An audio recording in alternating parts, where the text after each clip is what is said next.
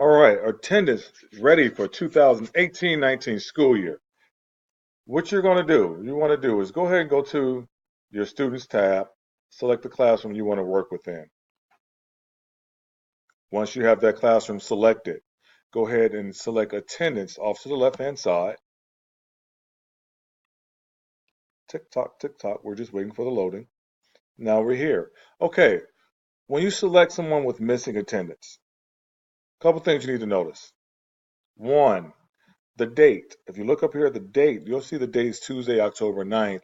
You want to select the day that they're actually missing those attendance days. So make sure you check that first to make sure you operate within the right date.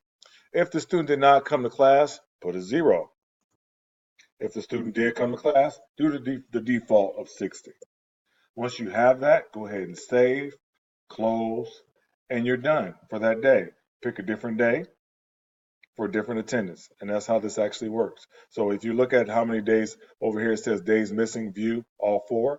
These are the different days you have to work with. Select that date. You do the same thing over again on this side. And that is attendance as a whole. All right, you guys have a great day and keep changing lives.